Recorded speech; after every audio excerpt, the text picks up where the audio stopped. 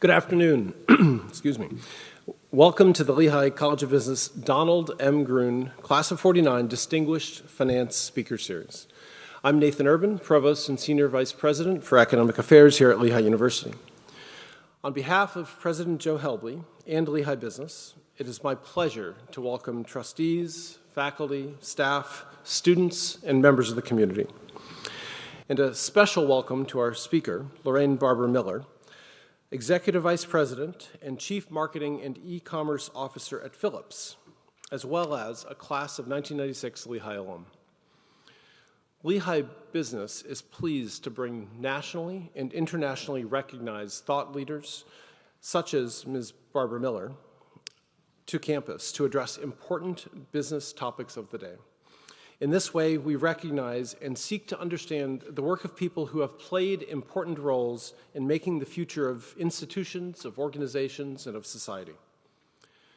At Lehigh, we pride ourselves on preparing our students for success, and student outcomes are a central point of emphasis in our strategic plan. As part of that preparation, students must have opportunities to engage with successful leaders like Lorraine, to learn from and about them, and to gain an understanding of the paths that they have taken. I believe that by getting leaders like Lorraine to come to campus, we allow students to get a glimpse into their own future. I hope that students will gain an understanding of her experience and perspective, and that Lorraine will serve as an example of the kinds of success and impact that Lehigh students can have in their own future. Events like this are critical in the life of the university because they provide a reason for us to come together to recognize and honor the knowledge, expertise, and impact of people in society, and especially of our alums.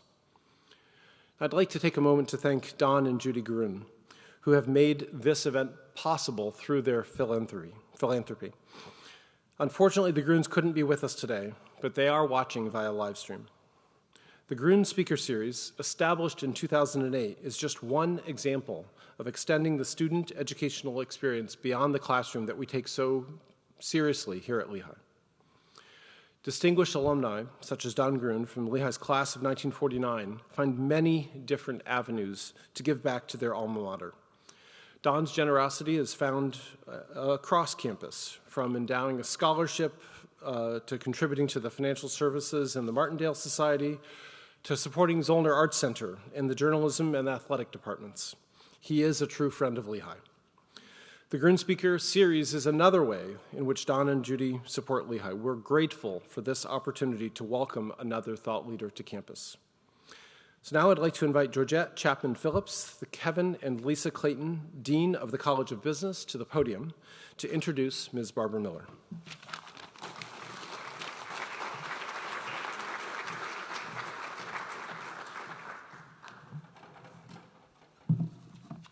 Thanks so much, Nathan. And please allow me to add my best wishes and gratitude to Don and Judy Gruhn. I'm really sorry that they can't be with us today, but I know that they are enjoying this discussion via live stream. So Don and Judy, we miss you. Let's welcome our speaker and our moderator, Lorraine Barber-Miller and Andrew Ward, to the stage.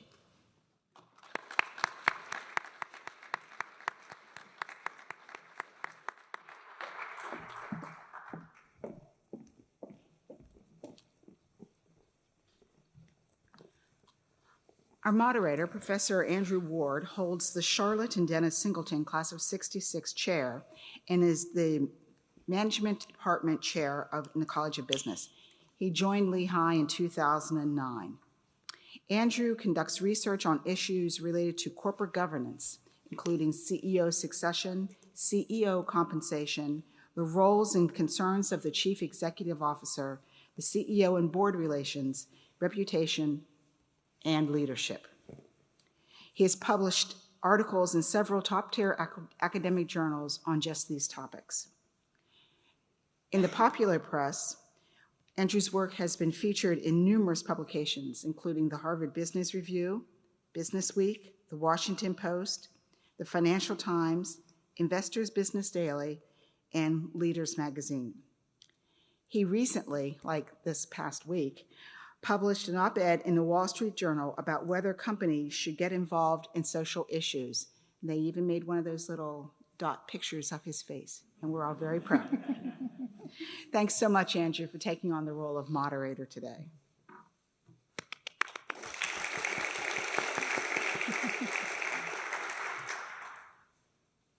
Lorraine Barber-Miller has had an incredible career so far. I mean, there's so much more to come. She is an internationally accomplished chief marketing and e-commerce officer, recognized for building businesses and delivering exceptional financial results across mature and growth markets. Lorraine is sought after for large-scale transformation and entrepreneurial business building across more than 100 companies by category-leading enterprises. She joined Philips, no relation, one L, two L's. She joined Philips, a Dutch multinational conglomerate operating within the healthcare, consumer lifestyle, and lighting sectors in 2000 as Executive Vice President and Chief Marketing Officer and E-commerce Officer, and was based in Amsterdam and in the United States. She leads 3,000 practitioners globally across marketing, communications, digital, and e-commerce disciplines. She spearheaded an extensive marketing transformation based on data science, real-time analytics, and digital performance, contributing to the highest sales and customer satisfaction levels in the enterprise's history. Prior to Philips, Lorraine was Senior Vice President and Chief Marketing Officer at ADP, the online payroll company, where she designed and scaled the company's first digital and data-driven capabilities, contributing to double-digit revenue growth. She also led the first global purpose-driven rebrand in ADP's 70-year history. Now, before that, Lorraine spent 21 years at IBM, where she focused on the consulting partnerships with the likes of Apple, Microsoft, Salesforce, SAP, and Oracle. She's advised select Fortune 500 clients on AI and digital transformation. While working abroad in Dubai and Prague, she led the brand building and geographic expansions for IBM across Central and Eastern Europe, the Middle East, and Africa. Is that it? Is it? In addition, Lorraine has received multiple awards and industry recognition for her work. And to think, all of this started with her BS in marketing from Lehigh in 1996. Ladies and gentlemen, Lorraine Barber-Miller and Andrew Ward. Thank you. Well, Lorraine, let me first add my welcome to you and welcome back to campus. But also, I'd like to extend the welcome to your sister and your husband, who have also joined us today and who are also both Lehigh grads. And rumor has it that you met your husband here, and that's where it all started. I did, indeed. So a real Lehigh family. And so, again, thank you so much for joining us today. Perhaps, although Dean Phillips just gave a lot of your career history, perhaps you would just walk us through from when you were sitting there as a Lehigh student and through to your career trajectory to date, and a little bit about your journey, and then we'll dive in a little bit more to some of the... Well, first of all, thank you so much for the very kind introduction. It's an absolute pleasure to be back on campus. And as you said, Andrew, after my time at Lehigh, once I graduated from Lehigh, my career has spanned more than 25 years in tech-first and tech-based category-leading enterprises across sales, marketing, communications, digital, and e-commerce. And I've been very privileged to work internationally a number of times as well. As Georgette mentioned, in early 2020, and we'll talk more about what was happening in the world and the dynamics at that time, I joined Phillips February 1st, relocated by the end of the month, and of course, against the backdrop of the pandemic. I'm very privileged to be leading an organization of 3,000 practitioners who are passionate about making a meaningful impact to the health and well-being of billions of people's lives around the world. Now, prior to that, and we'll certainly talk about the transformation she mentioned, but prior to that, I also spent some time with ADP as their global CMO, and before that with IBM. The privilege has really been incredible for me. The journey has been incredible since my time at Lehigh. I attribute much of my success and my career trajectory to what I gained in my 4 years here. And we'll talk more about that. So thank you. All right, great. So one of the hallmarks of a Lehigh education, right, is the embeddedness of a global mindset, right? And you have had the opportunity, as Dean Phillips said, to live in various countries and even beyond that, travel to many, many different countries in your work. Tell us a little bit about how those experiences have shaped you and shaped your perspective, your leadership trajectory, and your global mindset. So I've had the privilege to live and to work in Dubai, Prague, and Amsterdam. And I suppose my interest in an international career started in my early days at IBM. After all, IBM stands for International Business Machines. And I observed in my early professional career leaders who were successfully rotating around the world in various assignments to prepare them for their next step in their careers. And so I took an interest to this and raised my hand and volunteered to go abroad. And I would say, looking back, what it has taught me has been becoming comfortable in the uncomfortable and learning how to do things I had never done before, and developing a learning agility and curiosity. My time abroad has been so rewarding and enriching both personally and professionally. It introduced me to new cultures, new languages, new mindsets, business practices, and of course, lifelong friendships. It taught me the importance of operating in multicultural and diverse environments,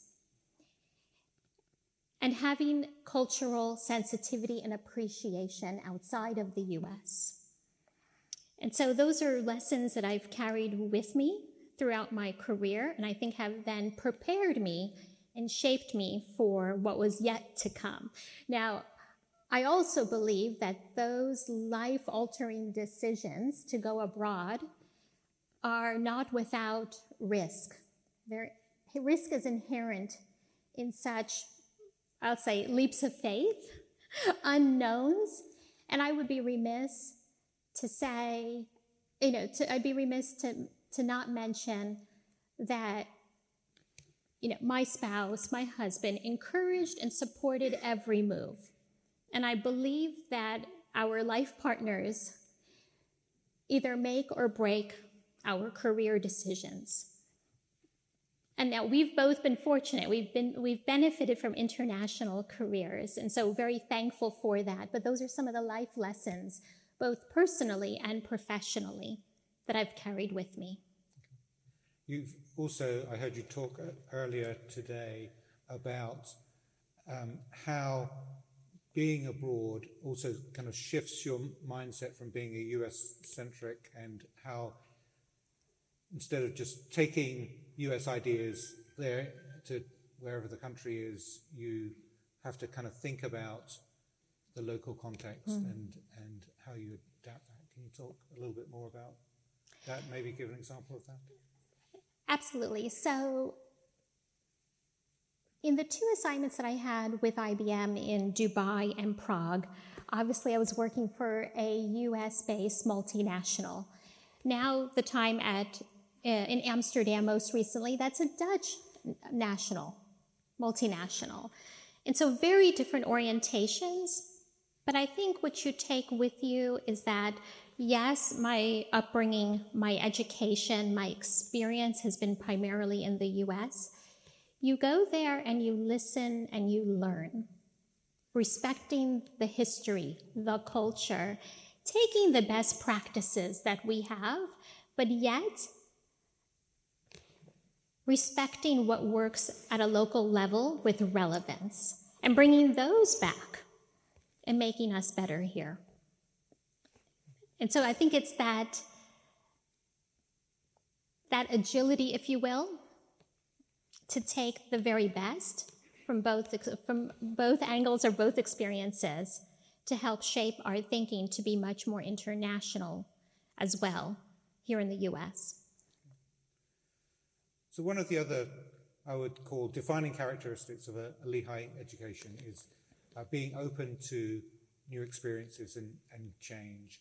And we'll talk a lot about change, but of all the business disciplines, probably the one that has changed the most and continues to change the most is marketing, right? Yes. And the area that you went into. So can you talk a little bit about the ever-evolving role of the chief marketing officer and marketing, and what have been some of those major shifts that you've seen in marketing, and how you've adapted to that over your career? Sure. So as marketers, we've always had the responsibility of building brands, creating demand, advancing sales, and hopefully earning the loyalty of our company's customers. And that continues to endure. But I would say in the past decade, most recently, the strategies that we would use to engage, the intuition, the engagement strategies that we used to use that were effective have very quickly become obsolete. And much of that is driven based on the digital disruption and empowering customers and consumers. And so marketing has become one of the most technology-dependent functions in an enterprise. And so our role has become part strategist, part creative director, part technologist, and we need to speak the language of everyone in the business. So you start to see more and more CMOs developing strong relationships with the CFO, with the CIO, with the leader of supply chain, the leader of R&D or product development, and figuring out how to leverage technology to tap into the insights across the entire enterprise for a competitive advantage. What I've also seen is the role itself has expanded in that, depending on the organization you're in, the CMO now not only owns marketing, but many of us own communications, digital, e-commerce. Some of us also own corporate affairs, product management, and the list goes on. Customer experience, others that you can think of. And I think that is an incredible testament to the increasing importance of the function and that of injecting the voice of the customer or the consumer in everything we do in an enterprise. And so I'm proud and pleased to see the profession taking on a more influential and strategic remit, if you will, or responsibility across the entire organization to create that signature seamless customer experience. Okay. And so those changes aren't going to stop, right? No. And one of those changes that's at its earliest beginnings right now is artificial intelligence. Can you talk a little bit about how you see artificial intelligence impacting marketing and maybe business more in general? So for me, the starting point, I'll say this. Marketing professionals who have mastered both the art and the science of our profession will be in very short supply and in increasing demand. Of course, technology plays a role in marketing. And I actually believe that AI proficiency, if you will become a competitive advantage. It will augment our work. However, it will not replace our work. And if you think about one of the most important responsibilities we have as marketers, that is of creating, nurturing deep customer relationships. AI can simulate customer connections. But AI alone cannot create the deep connections. We still need to understand human behavior, human stories, motivations, why we buy what we buy, why we behave the way we behave, and those social sciences and AI will augment or complement one another. And so for me, it's really about the brands who can successfully leverage both the art and the science. They are the winners of future brands. Okay. So we've been talking about change and being adaptable to changing environments, but you've also been a leader of change. And as Dean Phillips also said, you've been sought out for your ability to transform organizations and build global businesses throughout your career. Can you expand on that a little bit? Tell us about some of that, what it takes to be that transformational leader. So I suppose my personal and my professional purpose has shaped my love for building brands and transforming companies. And I would say that my passion, and I should tell you my purpose. And in one word, very simply, that is progress. I'm passionate about making a meaningful impact in the world and leaving a legacy of progress.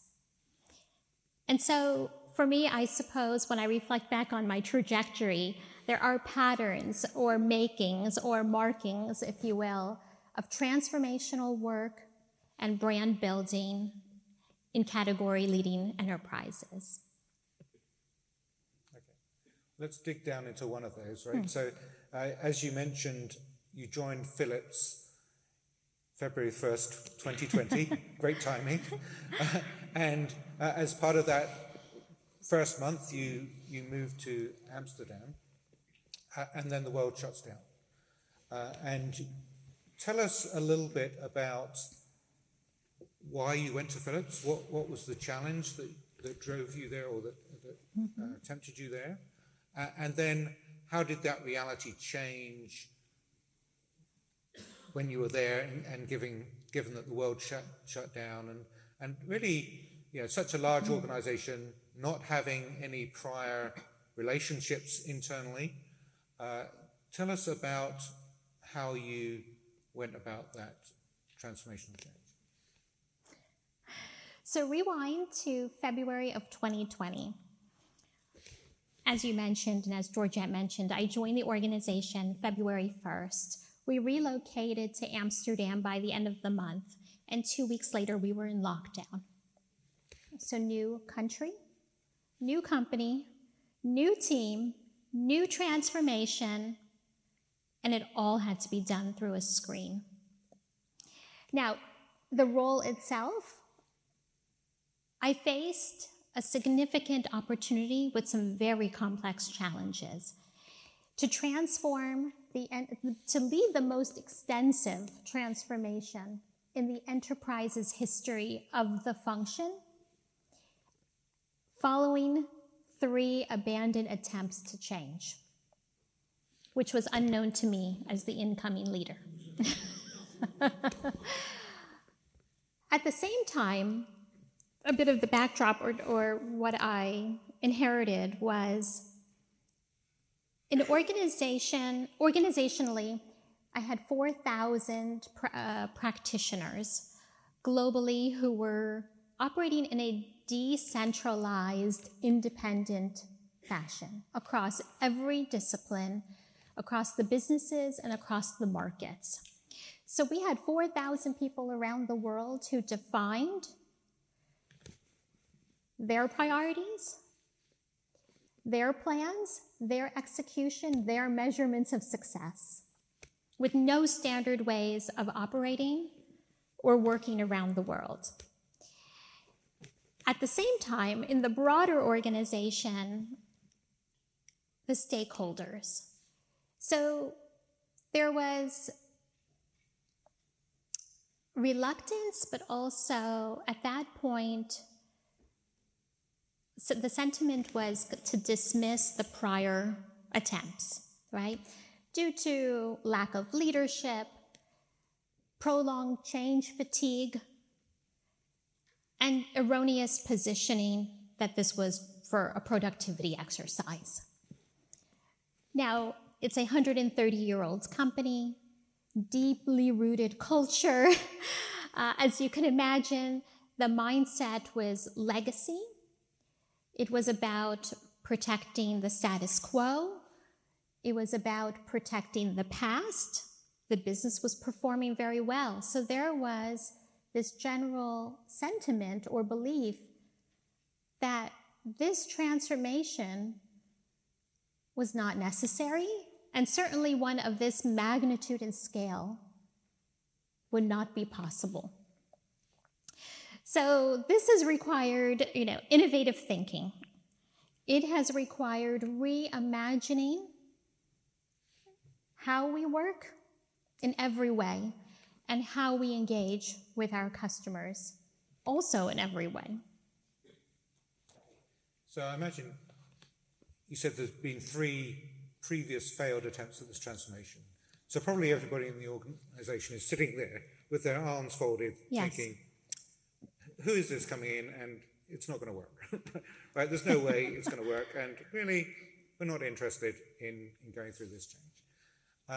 And as somebody from management, we like to think that management, it becomes the most important component of these types of transformational changes, kind of thinking about the people side, right? And how you bring people on board with making that change. Because if people aren't on board, Right. they are going to just Right.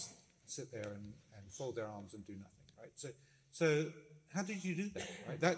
That's one of the most difficult things to do in business, I think, to really drive that cultural mind shift set from protecting the past, not moving forward, to being open to change and a new way of doing things. Yes. So talk about how you built those relationships and made that happen, shifted that mindset. So before embarking on yet another attempt to change, I took a step back, and as I said earlier, which served me well internationally, it served me well in a new environment as well. The approach I took was to listen, to learn, to respect the history and the culture. This is a 130-year-old institution, if you will. And so clearly many things have gone very well, and you want to build from there. And so really in my first 30, 60, 90 days, Andrew, I conducted more than 100 one-on-ones with our CEO, our executive team, other functional leaders, my own staff, externally with industry analysts, customers and consumers, to understand their journey to date. How did we get here? But then also to inform the path ahead. And in order to take that path ahead or to define that path ahead, first I needed to define the North Star. Who are we in service of? And that we're in service of the customer and the consumer, ultimately. That's why we exist. It points back to the purpose of the organization. And so with that in mind or in heart, I then had to articulate to the organization the why, the what, and the how of a new transformation. Why do we need to transform? Why do our customers need us to understand and address their needs? What? What are we going to transform? What new innovations do we need to bring to market to address those needs and to differentiate ourselves as their strategic partner? Now, how are we going to go about this? And how will we build a signature customer experience that is true to us and to us alone? And how will we know we've arrived, that we've been successful? So very clearly articulating and giving the organization a reason to believe. Why was this time different? And why should they be part of it? And then because of the magnitude and the scale of such a global transformation, I built strong change management and communication capabilities in the organization to make sure that the changes we were embarking upon would be embedded and sustained in the organization with lasting impact. Now, in order to do that, I also had to rebuild trust and confidence in the organization.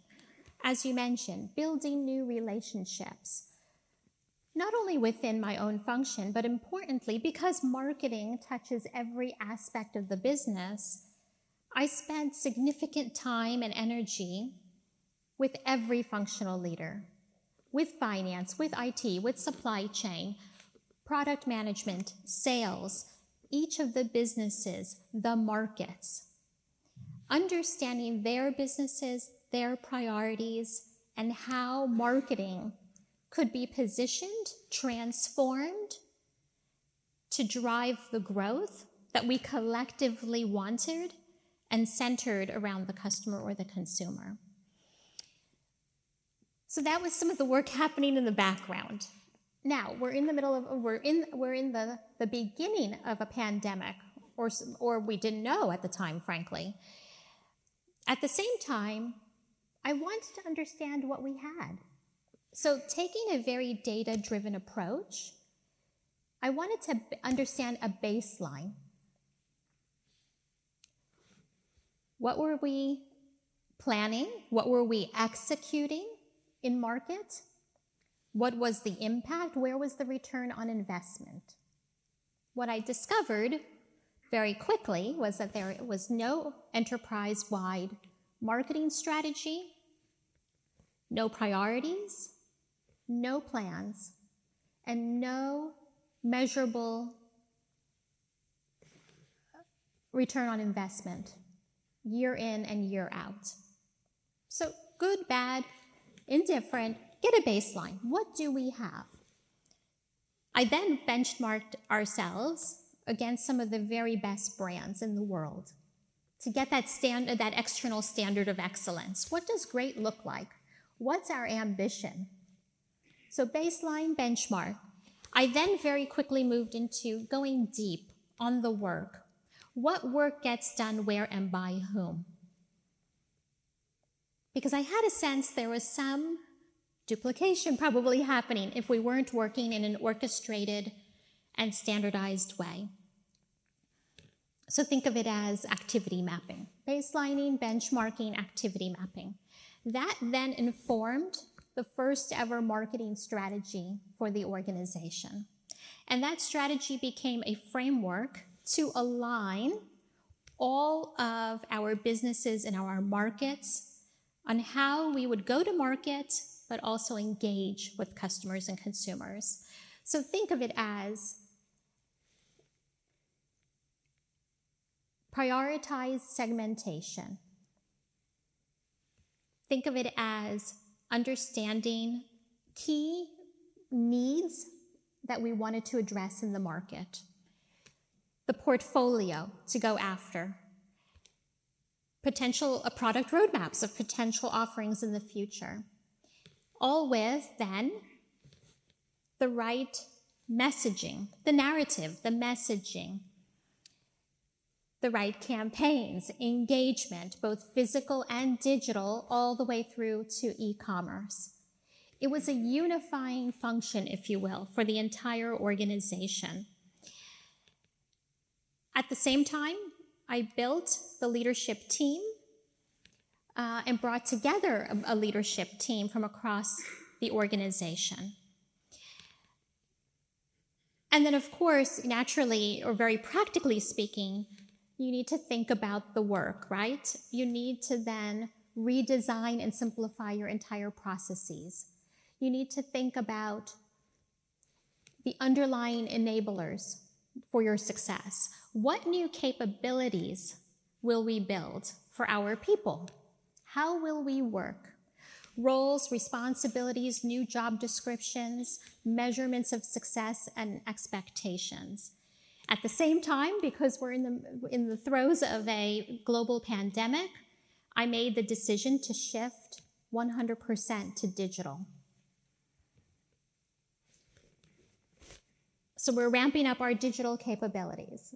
I also made the bet to scale up and made the big bet on e-commerce as everyone was staying home.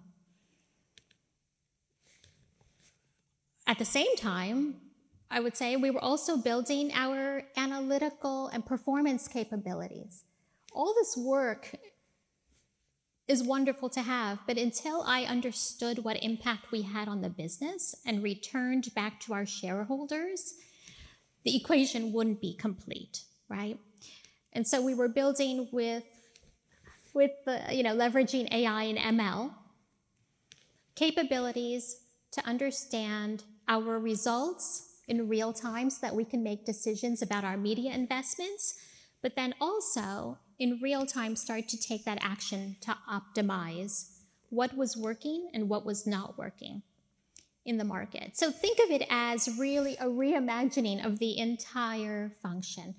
As I said, rethinking about every way that we work internally, and most importantly, how we engage with customers and consumers externally.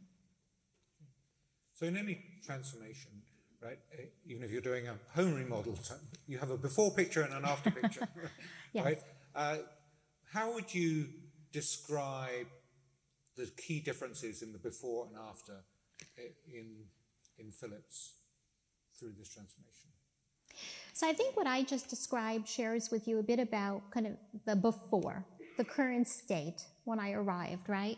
Now, I'm proud to say 3.5 years into the transformation on an accelerated timeline, we've completed the transformation and we've moved into continuous improvement.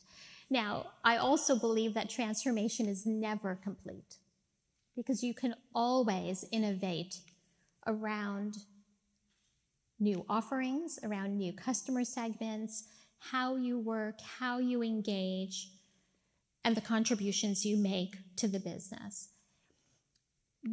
The after, I will tell you, remember those benchmarks I mentioned? We went back and we benchmarked ourselves, the before and the after. I'm proud to say that we met or exceeded every benchmark in terms of efficiency and effectiveness. In the process, because we integrated the way we work, integrated the way we plan and go to market, our messaging, our portfolios, etc., there were efficiencies there.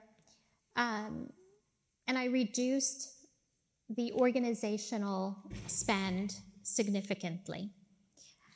And I also reduced the program spend and shifted the vast majority to be in-market customer-facing versus internal. Now, historically, what I didn't mention is because it has been an organization that has been known for product innovation, marketing was essentially synonymous with product launches and PR. Well, I came in with the ambition to build world-class capabilities. And when the ambition is of that scale, we need to modernize. We need to be world-class. And so I will tell you that we went from thousands of product launches that were unintegrated or non-integrated to less than 50 campaigns that were integrated around must-win areas that we declared as a business that we wanted to play in, had the right to compete, and were successful in. So really helping the organization rally around key strategic areas in the marketplace and bringing to bear the power and the strength of that organization behind those priority areas. Now, in the short term, because I am data-driven and want to be quantifiable around the return on investment, I will also tell you that we contributed to the highest sales level and customer satisfaction levels in the history of the company. And then on a longer time horizon, we have increased the brand value on Interbrand's best brands ranking for 3 years consecutively. So these are just indicators, right, that the transformation we embarked upon have been resonating with our customers and our consumers. They've been well received, and they've been demonstrating or quantifying and bringing back impact to the business.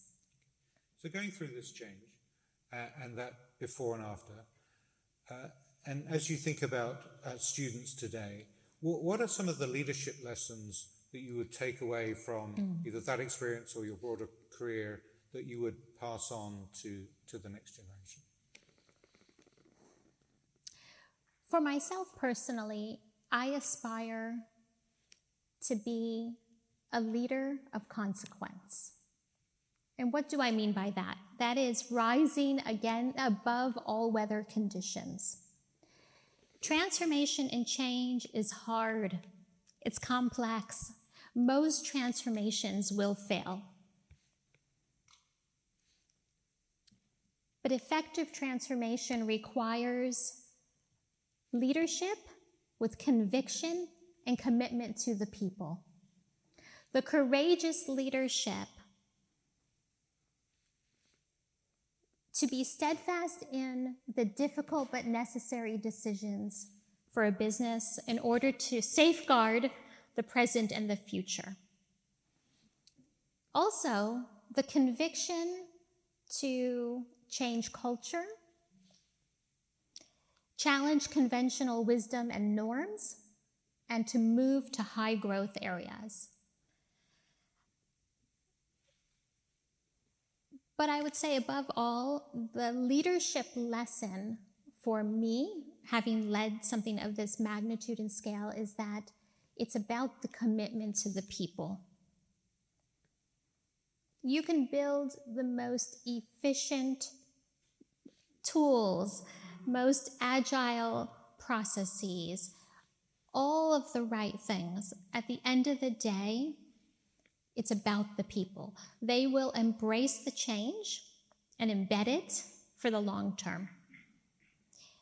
But that also requires care into their own development and charting a career path for them. And so it very much is about the people, the courage, the conviction, the commitment. And I think that all of this, coming back to, for our students, it's about that agility, curiosity, and willing to take risk. Because it's only in that risk that we discover what we're made of and what we're not made of. So I'm sure that every time you come back to campus, memories come flooding back, and it just, you feel like you're a student again. And so as you kind of think about that and think about your time here at Lehigh and what you've learned since, what would be your advice to students? How do you reflect back on what Lehigh contributed to your career and how students can be thinking about how they use their time while they're here on campus and how, as they look forward to their own careers, what would be that advice that you would give? So what Lehigh taught me was critical thinking, resilience, perseverance, determination, hard work. It also taught me multidisciplinary collaboration. These are all elements you've heard me speak about and I've carried with me throughout my entire career. And so I'm forever grateful for having my start here at Lehigh because it truly shaped me. At that time, I did not know. It shaped me for what was about to come. And I often reflect on that. Now, as a student, you're thinking about your path forward. My advice to you is that if you're thinking about employment as a hiring manager, IQ and EQ are table stakes. What differentiates candidates, to me, are leadership qualities and LQ, learning quotient, that learning agility I mentioned to you before. And so my advice to our students here is when you evaluate opportunities or organizations that you might want to be a part of someday, there are two lenses by which I would evaluate that. Number one, will this organization, by the way, I think this stands true whether you are entrepreneurial and want to be in a startup world, or if you want a more established large enterprise. Level 1, identify or find an organization who will give you exposure to learning and to learning as many things or as opportunities to be exposed to as much in the business as possible. And number 2, I would pick an organization that is invested in your development. Your career is a marathon. It's not a sprint, right? It's 30 years plus. And so you want to have that longevity and you want to be marketable, right? And so you want to be learning as much as possible and continuing to develop in your career in leadership, but also in your functional expertise. And I think, I would be remiss by not mentioning the power of Lehigh as well, which is the Lehigh Alumni Network. I naively probably started my career coming out of Lehigh thinking that my work would speak for itself. And absolutely, performance has to happen. You've got to deliver. But I would also say the network will open doors for you. So those of us who are Lehigh alumni here today and others that you may encounter, leverage us because we want to help you in your career. And so hopefully those are some valuable words of advice, Andrew. That's great. So I'm just going to ask one more question and then we'll open it up for any questions that anybody has. And that is, so we've talked about change. We've talked about the change that's happened over the course of your career. We've talked about artificial intelligence as one of these topics, one of these impending changes that is just coming up. As you look ahead and as our students look ahead to their careers, project a little bit for us to the future. What do you see as some of the big changes ahead, and how should people be thinking about those, and how do you prepare for that future change? Well, I wish I had a crystal ball. I don't, and so I'm not sure I'm one to predict what's to come. But I think there's tremendous opportunity already ahead of us, particularly for our students around AI, data, analytics, and you are privileged to have access to much of that here at Lehigh. Take advantage of it. You know, as I say, there's no replacement for human stories, human connection, the emotive connection. But technology will only continue to accelerate at warp speed. So as much as you can learn about data, analytics, AI, robotics, ML, you name it, I think it will serve you very, very well. These are skills that are in high demand, and we need smart future makers to help us solve those problems in the corporate world. So at this point, I'd like to invite Dean Phillips back onto the stage, who will moderate questions. So if you have questions, there are 2 microphones at the back, either side, and please go to those microphones and... Thank you very much. And I would like to assure President Helbley that I did not plant the phrase future makers, but I'm glad you did it. So, as Andrew was saying, there are microphones both places. Please get up. I will recognize you. But as I was listening to your words, Lorraine, and thank you very much. It was wonderful. But something struck me, and it's making hard decisions, okay? You were talking about transformation and how, and please forgive me if I get the numbers wrong, but you went from 1,000 product launches, you said, down to 50. There were 950 sectors that weren't really happy with you. Mm-hmm. How did you make the choice of how to winnow it down?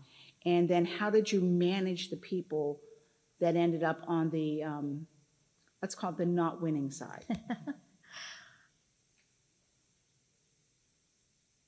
For me, it starts and ends with the customer. I start with the customer or the consumer in mind first, understanding their needs. And I would say, if I'm doing my job well, not only understanding, but anticipating, knowing what they need before they even know they need it. And then if I'm a really great marketer, I get you to buy it, right? And so start with the customer and work backwards. And having that North Star externally, Georgette, I think is also a unifying function for the organization. People want to be part of something greater than themselves. And keeping that front and center as the purpose and why we do what we do and what unites all of us, it's hard to disagree, right? And then the choices that you make most of the time needs to also be very data-driven and take the emotion out. Because there will be, as you say, some winners and losers. At the end of the day, we need to make data-driven decisions about where we will play and where we won't. Thank you. Provost Urban. Thanks very much for your remarks. I want to appeal to you for a little free advice, a free consulting. So there's a brand that I think needs some help. There's a brand that I think needs some assessment in terms of what's the value and how it is that the underlying value can be clarified, and that's the brand of higher education. I think today there are critics who talk about, is a degree worth it? What is the role of universities in society? And while I believe that there's a tremendous amount of underlying value and underlying importance to higher education, both for individuals and for society more broadly, I think higher education needs some brand work. And I'm curious if you've thought about any elements of how it is that we, if you will, as an industry, can turn the tide a little bit about some of the kinds of some of the words of critics and some of the concerns that have been raised about the brand of higher education. So first of all, I'm up for the challenge. For me, it really comes down to skills and outcomes. And I know Lehigh has been thinking about this very deeply, right? Your Lehigh degree should inspire or lead to certain outcomes for you. And so while I may not have perhaps the most informed approach at this time, I'm up for the challenge. I'm happy to take fresh eyes, fresh look on it. But what I will tell you is that the Lehigh degree is highly prized, highly respected externally. And I was sharing with some of the students at lunch today that I've hired many Lehigh graduates because they had a Lehigh degree. Because I know the caliber that this institution creates, generates, puts out in the world for us. As I said, I know you're hardworking, super smart, resilient. You persevere, and you want to solve very difficult problems in the world. And so I think we start from a position of strength, but perhaps we need to collectively put our heads together and work on that challenge.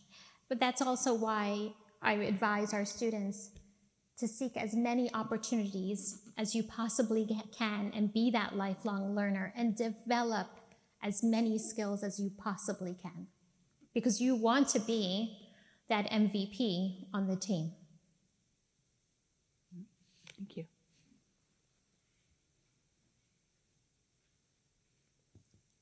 Okay. Hello. First of all, I want to say thank you for all the compliments, like calling us hardworking and stuff. I really needed to hear that. It's all true. So I wanted to ask, I'm a freshman, so I haven't declared, but I want to study business analytics. So I just wanted to ask, do you have any advice for other fields that would pair really well with business analytics? Because I remember you said data-driven decisions are very important, like you're a very quantitative person. So I just want to know, because I like math, like a lot. I really, really like math, except maybe calc too, but that's a different story.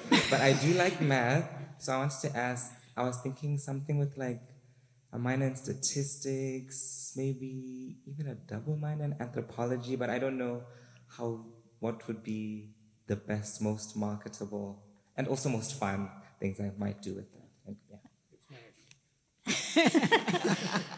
Well, the good news is business analytics is needed in every function of an organization, whether it's marketing, e-commerce, finance, supply chain, business operations, IT, product management, you name it, we need analytics, right? And that's why I said that's maybe not a trend that's coming, because it's here, but it's only going to develop further.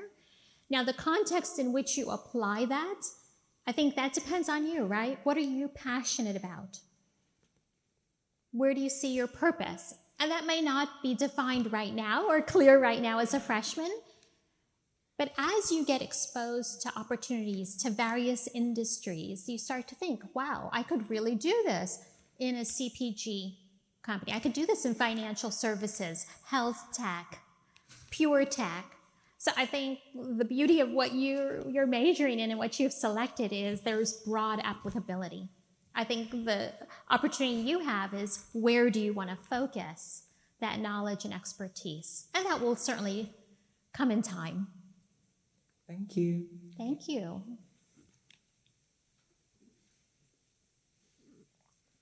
Hi, my name is Megan. I'm a junior. I'm currently also studying marketing. I also just wanted to ask you, how did you level up from your 21 years at IBM to your corporate position now as a chief marketing officer? And I'd also love to connect if there's a way I can connect with you after this event. Yes. Good. Someone had to ask. Yes, I love it. So link into me and let's connect, and happy to spend some time with you. In terms of leveling up, I said earlier that your career is a marathon, not a sprint, right? And every experience, every challenge you take on builds on the last. So when I left IBM after 21 years, look, I had a great run, incredible privilege to work both internationally and domestically. I worked with some of the most brilliant minds in tech. After 21 years, certainly I was shaped by IBM, right? During my formative years. But when ADP came calling, they saw the work that I did at IBM and asked me to come do the same work there. And then when I was at ADP, I was only there for 2.5 years. You can't predict these opportunities, right? They can manifest, they come about because people see your great work. And so Philip saw the work I had done at IBM, at ADP, and then the conversation happens. And it's really about how to take your knowledge, your contributions, and applying them in a different context, but also taking on more scope, because you also want to have an opportunity to continue to develop and learn, right? There's a value exchange between the enterprise and yourself for your career. So let's connect. We'll talk about you personally. Yeah, definitely. Thank you so much. My pleasure. Love the Lehigh Network. Please. Yes, good afternoon. Quick question. You came into this organization right around the time that COVID started. Can you take back a couple of years and what was happening in the organization that the CEO, the board of directors, and others decided that a change had to be made and that sparked the search for somebody as qualified as you to come in and make the changes that you described?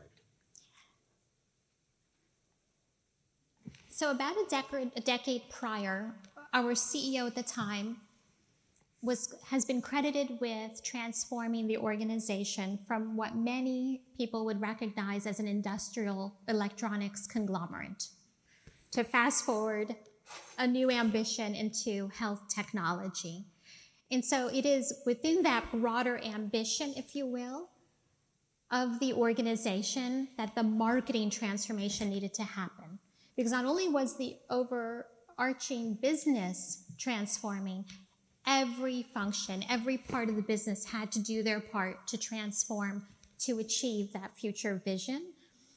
And there came a point in time where our CEO and the board and the executive team said, marketing will become a growth driver for us.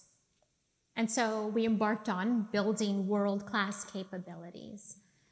But it's within, that overarching context of how the company itself, or was transforming itself with a new ambition to meet, on one of the world's most unmet needs in the world, right? Around access to quality healthcare. So thank you for the question. A follow-up? Yes? Yes, another question.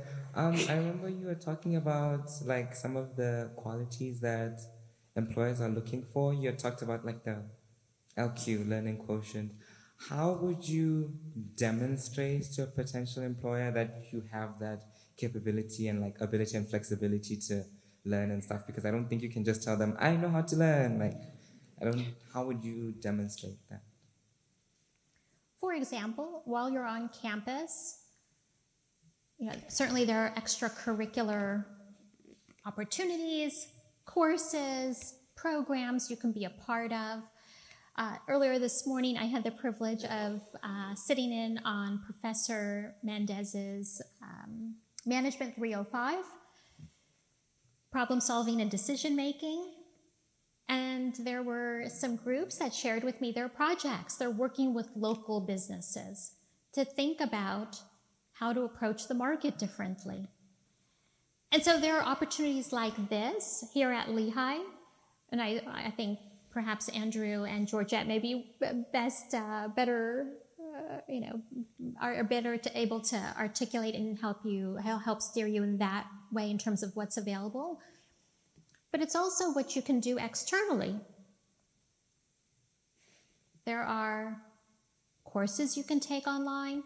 There are communities and associations you can be a part of. But then also when you're in your first few roles in a company, raising your hand, asking to be part of other projects, maybe not in your direct line of responsibility, but wanting to learn. Perhaps, business analytics, you're going to declare an area. You're going to start, right? Maybe you want to apply business analytics over here to an adjacent space or to another function or to another geography. And so I think when you demonstrate that willingness to diversify your experiences, your knowledge, try new things, volunteering for things that others will not do or could not do, I think that demonstrates your learning agility and being curious for more. You're welcome. One last question. So this is related to your marketing. So have you ever wondered about analytics being too good, in which it'll affect like customer privacy or something? Do you think there would be a pushback against that? So good, right? I mean, even in the context of AI now, Yeah. right? I mean, I think we have a responsibility to understand how it will be used, right? And there are certain organizations that are working through the guidelines of AI. And so absolutely, you have to think about privacy, regulation,